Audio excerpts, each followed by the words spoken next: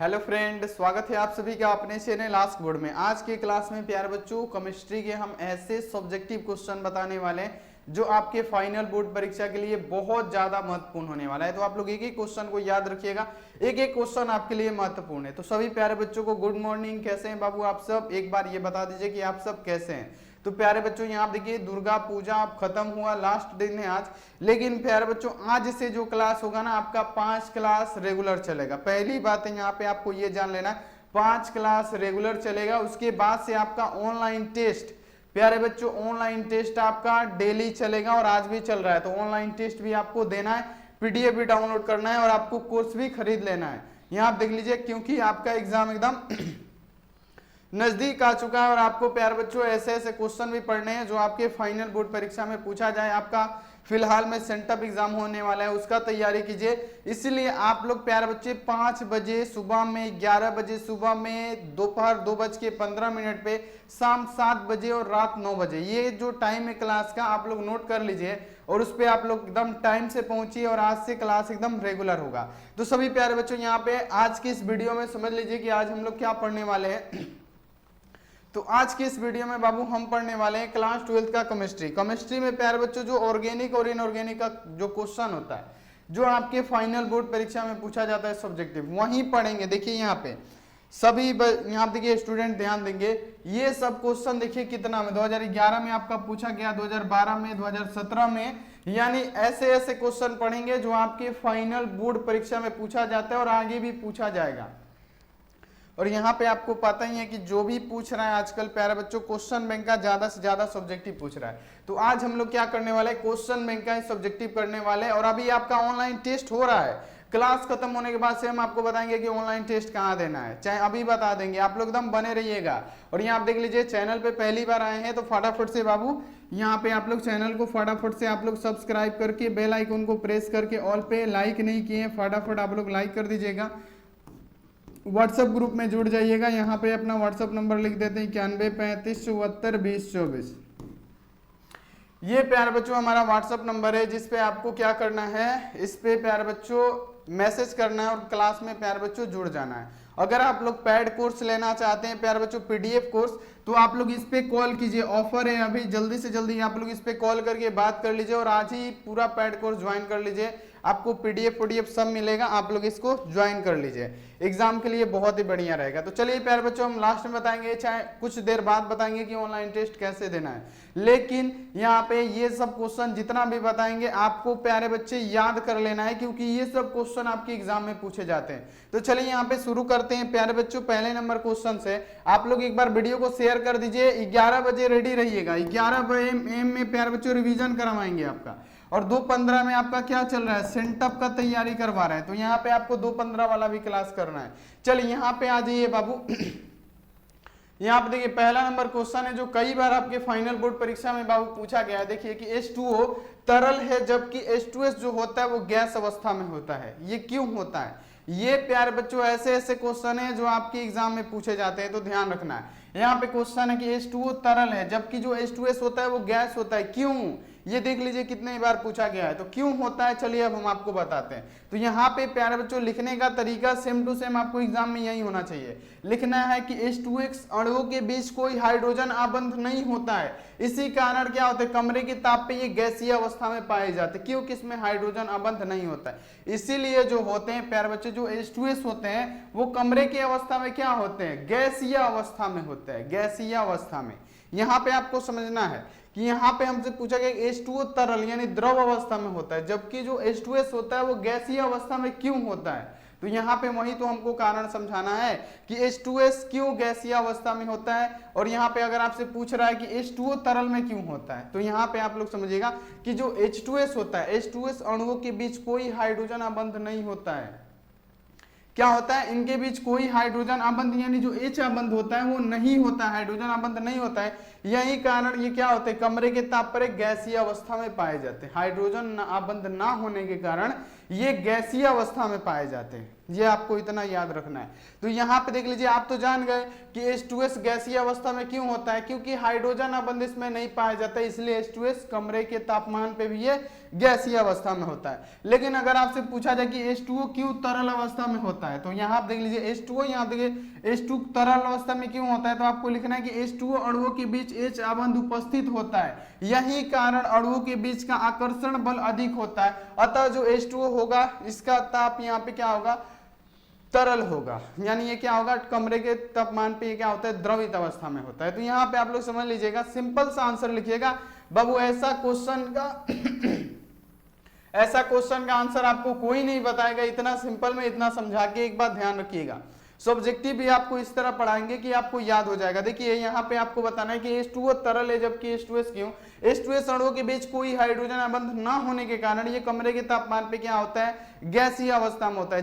लेकिन H2O क्या होता है, उसमें हाइड्रोजन आबंध होते हैं, इसी कारण क्या होता है बाबू, आकर्षण क्या होता है, इसका आकर्षण बल अधिक होता है। अतः H2O जो होता है कमरे के ताप पे तरल यानी द्रवित अवस्था में होता है। तो ये आप लोग याद रखिएगा। पहला क्वेश्चन हम बहुत एक्सप्लेन किए हैं, क्योंकि ये क्वेश्चन आपको पता है कितनी बार आ रहा है, अगला बार आपका बार ये आ सकता है, तो ध्यान रखना है।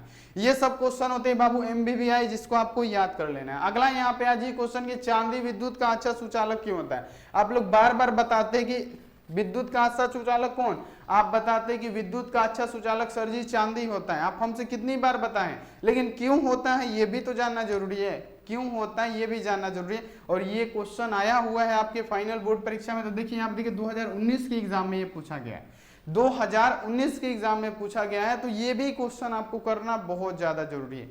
देखिए क्वेश्चन आपके सामने है कि चांदी विद्युत का अच्छा सुचालक होता है क्यों, चांदी विद्युत का अच्छा सुचालक क्यों होता है, क्यों बाबू सबसे अच्छा सुचालक होता है चांदी। तो यहाँ पे हम आपको बता रहे हैं कि चांदी का प्रतिरोधकता क्या होता है, सबसे कम होता है। जो चांदी का प्रतिरोधकता है ना वो सबसे ज्यादा कम होगा, ध्यान रखिएगा। चांदी का प्रतिरोधकता सबसे कम होता है और चालकता सबसे अधिक होता है। देखिए प्यारे बच्चों, डिफिनीशन को ऐसे बनाइए कि यहाँ पे आपकी चुटकी में एक बार में याद हो जाए, एक चुटकी में आपका डिफिनीशन याद हो जाए। तो यहाँ पे प्यारे बच्चों क्या करना है, चांदी की प्रतिरोधकता सबसे कम होती है और चालकता सबसे अधिक होती है, यही कारण है कि चांदी क्या होता है, विद्युत का अच्छा सुचालक होता है। देखिए तो डिफिनेशन, ऐसा डिफिनेशन लिखिएगा तो किसी के बाप में दम नहीं है कि आपका काट के नंबर काट ले, 100% गारंटी है, 100%। देखिए चांदी विद्युत का अच्छा सुचालक क्यों होता है, चांदी का प्रतिरोधकता कम तथा चालकता अधिक होता है। प्रतिरोधकता कम चालकता अधिक होगा, इसीलिए क्या होता है, चांदी प्यारे बच्चों विद्युत का सबसे अच्छा सुचालक होता है। तो यहाँ पे आपको ऐसे ही लिखना है। और देखिए ऑनलाइन टेस्ट अगर आपको नहीं देने आता है तो चलिए अब हम आपको बताते हैं कि कैसे आपको ऑनलाइन टेस्ट देना है, रुके रहिए। और इसके पीछे वाला का रिजल्ट हम भेज देंगे बाबू, यहाँ पे आप लोग क्लास कर लीजिए, पीछे वाला रिजल्ट हम बना दिए, भेज देना है। सबसे पहले आपको क्या करना है, गूगल पे आस्क बोर्ड लिखना है, ASK, और यहाँ पे सर्च करना है BOARD, आस्क बोर्ड लिख के आपको सर्च करना है। जैसे ही सर्च कीजिएगा बाबू यहाँ आप देखिए आस्क बोर्ड लिखा हुआ आएगा, आपको इसी पे क्लिक करना है, समझ लीजिए। उसके बाद से फिर क्लास होगा, उसके बाद से अगर आपको ऑनलाइन टेस्ट देना है बाबू, यहाँ पे समझिए ऑनलाइन टेस्ट देना है। यहाँ आप देखिए यहाँ पे आपका ऑनलाइन टेस्ट दिखा होगा बाबू, देख लीजिए यहाँ पे आपका ऑनलाइन टेस्ट दिखा है। यहाँ पे आपको क्या करना है, इसी पे क्लिक करना है, इसी पे क्लिक कर दीजिएगा। और जस्ट जैसे आपका खत्म होगा ना प्यारे बच्चों, ऐसे लाइव टेस्ट यहाँ पे दिखेगा, यहाँ पे ऐसे लाइव टेस्ट दिखेगा। इसमें भी लाइव टेस्ट है, चैप्टर वाइज लाइव टेस्ट देना है, तो आप लोग इस पे क्लिक कीजिए और नीचे आइए, आपको मिल जाएगा चैप्टर वाइज लाइव टेस्ट। देखिए ये सब चैप्टर वाइज ऑब्जेक्टिव है, अगर आपको लाइव टेस्ट देना है तो इसके अंदर भी है, और नहीं भी होगा तो हम आपको क्या करेंगे बाबू, जस्ट यहाँ पे आइएगा, वहां पे आपका टेस्ट दिखेगा और आपको क्या करना है बाबू, उसी पे क्लिक करके टेस्ट देना है। तो यहाँ देख लीजिए कहाँ पे दिखेगा आपको, यहाँ पे बता देते हैं, यहाँ पे ये जैसे लिखा है ना, यहीं पे प्यारे बच्चों हिंदी का आपका ऑनलाइन टेस्ट दिखेगा और आपको क्या करना है, उसी टेस्ट को देना है। तो आइएगा फटाफट यहाँ पे दे दीजिएगा। बाकी ऑब्जेक्टिव सब्जेक्टिव सब है, इसमें आके आप लोग पढ़ सकते हैं, बिल्कुल फ्री है। लेकिन आप लोग प्यारे बच्चों पैड कोर्स आप लोग ज्वाइन जरूर कर लीजिएगा, ये हम आपसे बोलेंगे कि पैड कोर्स आपको ज्वाइन करना पड़ेगा, क्योंकि बढ़िया रहेगा आपके एग्जाम के लिए। आपके एग्जाम में बहुत ज्यादा हेल्प हो जाएगा, तो आप लोग उसको परचेस कर लीजिएगा। तो इतना तो बाबू ये हो गया, चलिए इतना कंफर्म है। अब चलते हैं तीसरे नंबर क्वेश्चन पे, आके आप लोग ऑनलाइन टेस्ट जरूर दीजिएगा। अगला आ जाइए, हाइड्रोजन परिवार के कौन कौन से सदस्य होते हैं। देखिए क्वेश्चन कितनी बार पूछा गया, ये नहीं कि क्वेश्चन क्या पूछा, क्वेश्चन ये पूछा कि हाइड्रोजन परिवार के सदस्य कितने होते हैं। बाबू ये सब क्वेश्चन ना याद रखिएगा। देखिए क्वेश्चन है कि हाइड्रोजन परिवार के सदस्य कौन कौन से हैं। तो देखिए ये क्वेश्चन यहाँ पे 2011 में और 12 में पूछा गया कि हाइड्रोजन परिवार के सदस्य कौन कौन से हैं, तो ये भी क्वेश्चन पूछा जा सकता है। तो देखिए फ्लोरीन यानी क्या होता है F2, ये जो फ्लोरीन होता है प्यारे बच्चों, ये होता है क्या, एक सबसे अच्छा ऑक्सीकारक पदार्थ होता है, ऑक्सीकरण होता है। यहाँ देखिए प्रबल ऑक्सीकरण क्या होता है आपका F2 होता है। क्लोरीन हो गया, ब्रोमीन हो गया और आयोडीन, यानी जो सबसे ऊपर होगा सबसे अच्छा क्या होगा, ऑक्सीकरण होगा। और जो सबसे नीचे होता है I2, आयोडीन जो होता है बाबू, ये क्या होता है, ये अवकरण होता है सबसे बढ़िया। तो यहाँ पे ये भी साथ में बाबू आपको याद रखना है कि ऑक्सीकरण कौन अच्छा, अवकरण कौन अच्छा। बाकी आपसे ये क्वेश्चन देख लीजिए, 2017 में भी पूछा गया है, 3 बार ये पूछा गया है। देखिए 2017 में भी पूछा गया, तो आपको लिखना है कि हाइड्रोजन परिवार के सदस्य कौन कौन से हैं। तो यहाँ पे लिखना है फ्लोरीन हो गया, क्लोरीन हो गया, ब्रोमीन हो गया, आयोडीन हो गया। इसमें सबसे जो ऊपर रहेगा, जैसे यहाँ पे क्या हो गया फ्लोरीन, वो क्या होगा, सबसे अच्छा ऑक्सीकारक पदार्थ होगा। और जो सबसे नीचे होगा, यानी सबसे नीचे आ रहा है आयोडीन आ रहा है, तो यहाँ पे देखिए जो आयोडीन होगा वो क्या होगा, सबसे अच्छा अवकरण पदार्थ होगा। तो ये भी साथ में आपको याद रखना है, बिल्कुल बढ़िया क्वेश्चन है। चलिए अगला क्वेश्चन आ जाइए कि ओजोन के विरंजक गुण क्या है, ओजोन के विरंजक गुण क्या है प्यारे बच्चों, ये क्वेश्चन आता है। क्वेश्चन बहुत जबरदस्त है कि ओजोन के विरंजक गुण क्या है। एक एक क्वेश्चन इंपॉर्टेंट है, एक एक क्वेश्चन को याद रखिएगा बाबू। देखिए क्वेश्चन आपके सामने कि ओजोन के विरंजक गुण है, तो ओजोन के विरंजक गुण कौन कौन से है, तो ओजोन शक्तिशाली, यहाँ देखिए ओजोन शक्तिशाली के रूप में कार्य करता है। पहला, ओजोन क्या करता है, शक्तिशाली के रूप में कार्य करता है।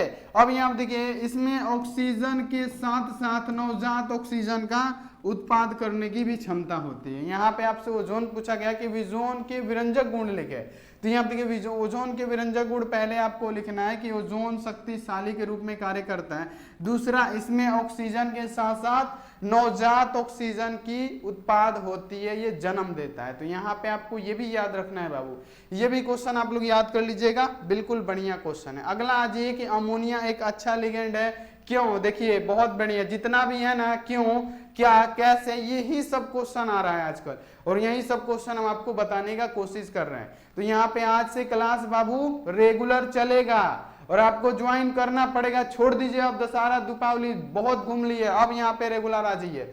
देखिए क्वेश्चन है कि अमोनिया एक अच्छा लिगेंड है, क्यों, तो अमोनिया एक अच्छा लिगेंड क्यों है, तो अमोनिया यानी आप देखिए NH3, अमोनिया NH3, अमोनिया के पास क्या होता है, एक इलेक्ट्रॉन की एक निर्जल जोड़ी है, आप देख लीजिए क्या होती है, जो क्या करता है वो डोनेशन देता है, यानी दान के रूप में उपलब्ध करा देता है। इसलिए वो क्या होता है, एक अच्छा लिगेंड होता है। अच्छा लिगेंड ही ना पूछा है कि क्यों अमोनिया NH3 एक अच्छा लिगेंड है, तो अमोनिया के पास प्यारे बच्चों क्या है, तो आपको लिखना है कि अमोनिया के पास इलेक्ट्रॉन का एक निर्जल जोड़ी है, जो क्या करता है, एक दान दे देता है, डोनेट कर देता है, इसीलिए अमोनिया अच्छा लिगेंड है। उसके पास एक निर्जल जोड़ी होता है, उसको क्या करता है, डोनेट कर देता है, किसी और को दे देता है, इसीलिए क्या माना गया है प्यारे बच्चों, अमोनिया यानी NH3 को अच्छा लिगेंड माना गया। समझ में आया ना, तो आप लोग ऐसे ऐसे क्वेश्चन को याद कर लीजिएगा, बहुत बढ़िया क्वेश्चन है जो आपके एग्जाम में पूछे जा सकते हैं। चलिए आप देखिए अगला क्वेश्चन आ जाइए कि नाइट्रोजन के अणु कम क्रियाशील क्यों होते हैं। नाइट्रोजन के अणु कम क्रियाशील क्यों होते हैं। देखिए क्वेश्चन प्यारे बच्चों, ऐसे ऐसे क्वेश्चन अब होगा क्योंकि 2024 बोर्ड परीक्षा में आपका प्रहार चाहिए। देखिए क्वेश्चन है कि नाइट्रोजन एक, यहाँ देखिए नाइट्रोजन के अणु कम क्रियाशील क्यों होते हैं, नाइट्रोजन के अणु कम क्रियाशील क्यों होते हैं, तो नाइट्रोजन के अणु यहाँ देख लीजिए n परमाणुओं के बीच त्रिअबंध, यहाँ पे क्या ट्रिपल बॉन्ड के क्या होता है, परिणाम स्वरूप यह अबंध पी पाई बॉन्ड में क्या होता है प्यारे बच्चों, होता है। इसे तोड़ने के लिए अत्यधिक उष्मा ऊर्जा की आवश्यकता होती है, परिणाम स्वरूप यह अभिक्रियाशील होता है। तो यहाँ पे आपको ऐसे ही लिखना है, ये सब ऑर्गेनिक केमिस्ट्री का, इनऑर्गेनिक केमिस्ट्री का क्वेश्चन है। तो यहाँ पे ऐसे ऐसे क्वेश्चन भी आपको बाबू याद रखना है, ऐसे ऐसे क्वेश्चन आते हैं, तो बिल्कुल घबराना नहीं है, बस यहाँ पे आपको इसको याद करते चलना है। अगला आज गलनांक एवं धातुमल में विभेद के साथ उदाहरण दें। अब देखिए विभेद के साथ उदाहरण दे। यहाँ पे आपसे पूछा गया कि गलनांक क्या है और धातुमल क्या है, विभेद के साथ उदाहरण दे। बाबू एक से बढ़कर एक क्वेश्चन, क्योंकि 2024 बोर्ड परीक्षा में आपका प्रहार चाहिए और आपको करना है, इसलिए 5 क्लास के साथ एक ऑनलाइन टेस्ट आपको दिया जा रहा है। और आप लोग पेड ग्रुप में जुड़ जाइएगा, यहाँ आप देख लीजिए पेड ग्रुप में जुड़ जाइएगा ना, तो आपके लिए बाबू बहुत बढ़िया रहेगा। एक बात ध्यान में रखिएगा, बहुत ज्यादा हेल्प हो जाएगा। तो ये आप लोग पैड ग्रुप में जुड़ जाइए। चलिए आप देखिए गलनांक और धातुमल में विभेद के साथ उदाहरण दे। तो देखिए गलनांक क्या होता है हम आपको बताते हैं कि वे रासायनिक पदार्थ, देखिएगा प्यारे बच्चों यहाँ पे समझिएगा, यहाँ पे देख लीजिए वे रासायनिक पदार्थ जो अयस्क में उपस्थित अगलनीय अशुद्धि को गलाने के लिए प्रयुक्त किया जाता है, गलनांक का गालक पूछा गया, गालक जिसमें क्या हो जाए गल जाए। गालक क्या होता है प्यारे बच्चों, क्वेश्चन पढ़िए कि गालक, और यहाँ आप देख लीजिए धातुमल में विभेद क्या है। तो गालक किसे कहते हैं, तो गालक किसे कहते हैं, तो वे रासायनिक पदार्थ जो अयस्क में उपस्थित अगलनीय, वे रासायनिक पदार्थ जो अयस्क में उपस्थित अगलनीय, जो गल ना सके अशुद्धि को वो गलाता है, उसे ही हम लोग क्या कहते हैं, गालक कहते हैं। यहाँ पे समझिएगा वे रासायनिक पदार्थ जो अयस्क में उपस्थित अशुद्धि को, यानी जो न गलने वाला अशुद्धि होता है उसको गलाता है, उसी को क्या बोलते हैं बाबू, गालक कहते हैं। ऐसा डिफिनेशन नहीं मिलेगा, समझ लीजिएगा बाबू एक लाइन का।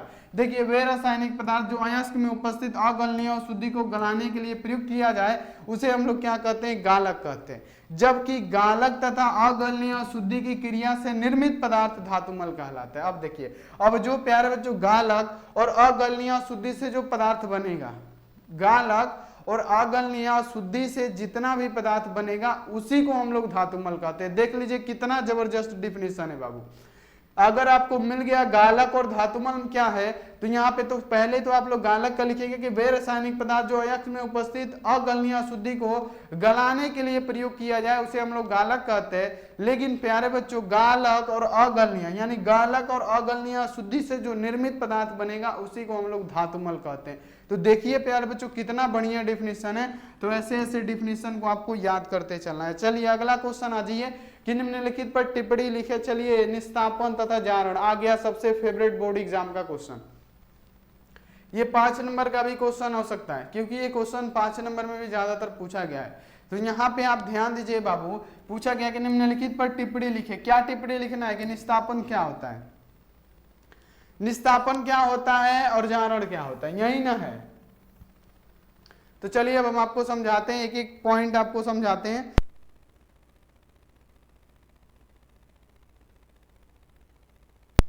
चलिए निस्तापन क्या होता है बाबू, अब हम आपको समझाते हैं कि निस्तापन आखिर क्या होता है। तो देख ले, निस्तापन की बात करें तो देखिए वायु की अनुपस्थिति में, जहां वायु ना हो, वायु की अनुपस्थिति जहां पे वायु ना हो, तो देखिए वायु की अनुपस्थिति में इसके गलनांक से नीचे उच्च ताप पर गर्म करने की क्रिया निस्तापन कहलाती है।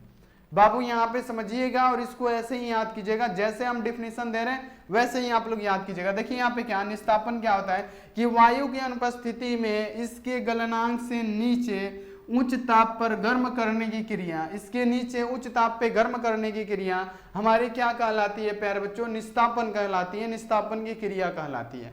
अब यहाँ देखिए, यह यहाँ देखिए जल आयोजित अयस्कों के लिए प्रयुक्त किया जाता है, जिसमें जल आयोजित हो उसके लिए क्या किया जाता है, इसका प्रयोग किया जाता है। इस प्रक्रिया द्वारा क्या होता है, नमी दूर होती है। पहला यहाँ पे याद कर लेना है कि इस प्रक्रिया के द्वारा, निस्तापन के द्वारा क्या क्या होता है। देखिए ये सब 5 नंबर का क्वेश्चन है, वैसे लिखना पड़ेगा। निस्तापन की क्रिया के द्वारा क्या होगी, पहला यहाँ पे ए में देखिए कि इसका नमी दूर होगा, बी में क्या होगा, गैस बाहर निकलती है। निस्तापन की क्रिया से जो गैसें होती है वो क्या होती है, बाहर निकलती है। तीसरा क्या है, वाष्पशील अशुद्धि दूर हो जाती है, जो वाष्पशील अशुद्धि होती है निस्तापन की क्रिया से वो दूर हो जाती है। और यहाँ देखिए समस्त पदार्थ छिद्र युक्त हो जाते हैं, ये दूसरा पदार्थ यहाँ पे, ये चौथा नंबर है कि जो जितने भी इसमें पदार्थ होंगे ना वो छिद्र युक्त हो जाएंगे, जिससे क्या होगी, गैस से आपकी बाहर निकलेगी। अगला यहाँ पे आ जाइए कि अयस्क का तापीय विघटन होता है। इसमें क्या होता है, अयस्क का तापीय विघटन होता है। तो ये निस्तापन है।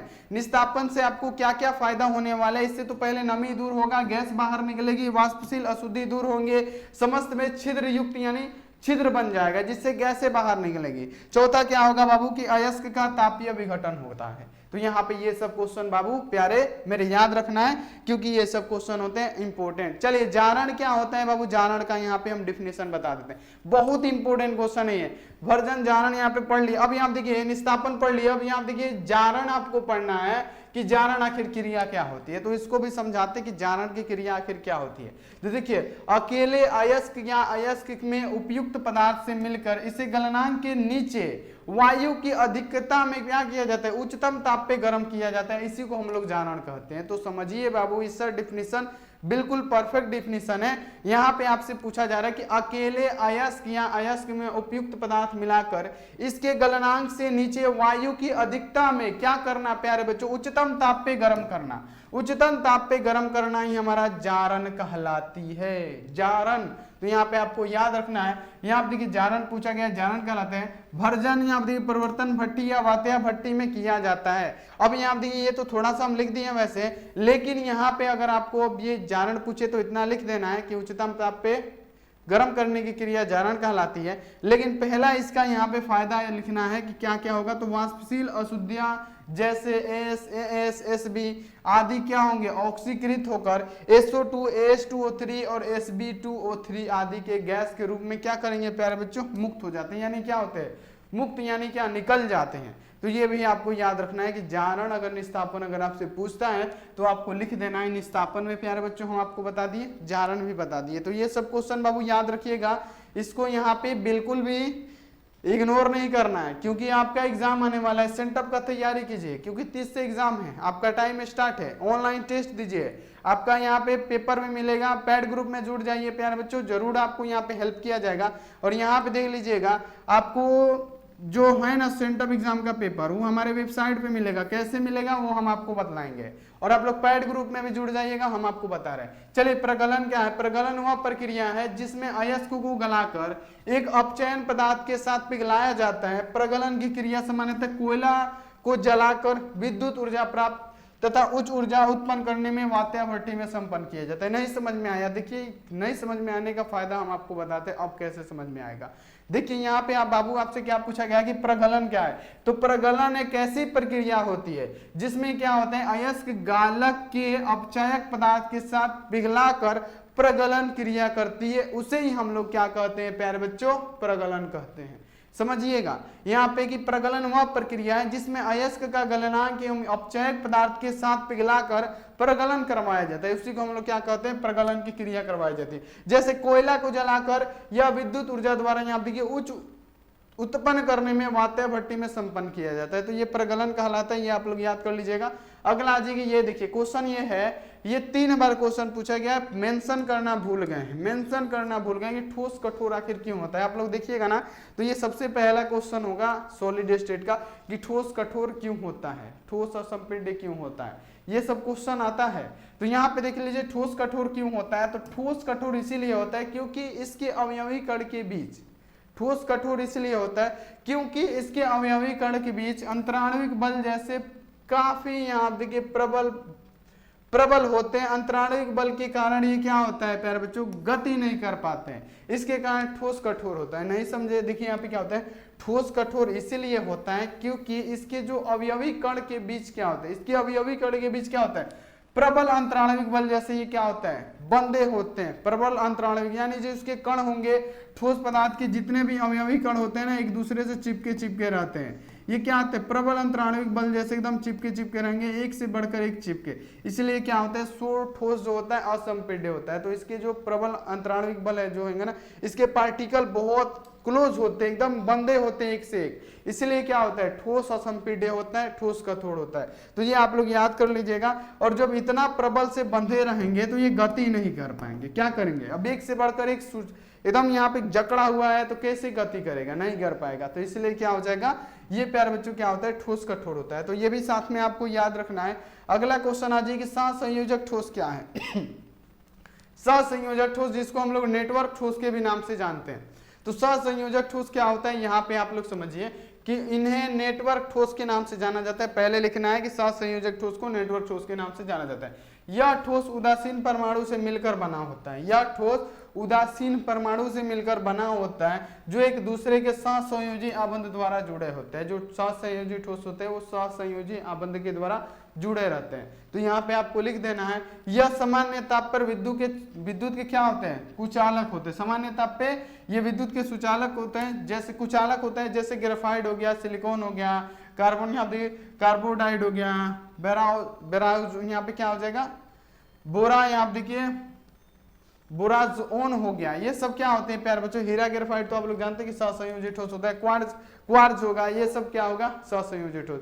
तो बाबू इतना क्वेश्चन हम आपको बता दिए। पहले तो लाइक कीजिए, तो जल्दी लाइक कीजिए, तो फटाफट से जितने भी सारे स्टूडेंट लाइक करके चैनल को फटाफट से सब्सक्राइब कीजिए। और ध्यान रखिएगा कि आज से 5 क्लास स्टार्ट है, 5 क्लास। और आपको पता होना चाहिए व्हाट्सएप ग्रुप में जुड़ जाना है, आपको कोर्स भी ले लेना है और ऑनलाइन टेस्ट आपको देना है। और जो टेस्ट हुआ है उसका प्यारे बच्चों रिजल्ट मिलेगा अभी जस्ट ग्रुप में, आपको टेलीग्राम ग्रुप में, टेलीग्राम ग्रुप भी ज्वाइन कर लेना है। तो यहाँ पे सभी बच्चे लाइक और सब्सक्राइब कर दीजिए। क्लास को यहीं पे ऑफ कर दें। आइए 11 बजे रिवीजन कराते हैं, सबका रिवीजन कराएंगे। आइए 11 बजे रिवीजन कराते हैं, बाकी सेंटअप का तैयारी आपका करवा देंगे। कब, तो आपको पता होना चाहिए कि 2:15 में सेंटअप का तैयारी हो रहा है। और यहाँ पे आइए, उसके बाद से बिहार टॉपर सीरीज जो होगा ना वो चलाया जाएगा, आपके एग्जाम के लिए महत्वपूर्ण है। तो यहाँ पे जितने बच्चे तेज है ना, जो चाहते हैं कि 480 एकदम हासिल करके रहना, तो बिहार टॉपर सीरीज आपके लिए आ रहा है, आप लोग उसको जरूर ज्वाइन कीजिएगा। और आपको A to Z उसमें एक्सप्लेनेशन दिया जाएगा, एक्सप्लेन करके दिया जाएगा। तो चलिए प्यारे बच्चों, वीडियो को लाइक और शेयर कर दीजिए। मिलते हैं ऐसी 11 बजे वाली क्लास में। तब तक चलिए, आपको ऑनलाइन टेस्ट देना, अभी जस्ट जाइए ऑनलाइन टेस्ट दीजिए। तो चलिए मिलते हैं ऐसी अगली क्लास में। आप लोग अपना ध्यान रखिए, मन लगा के पढ़ाई कीजिए। Take care and bye.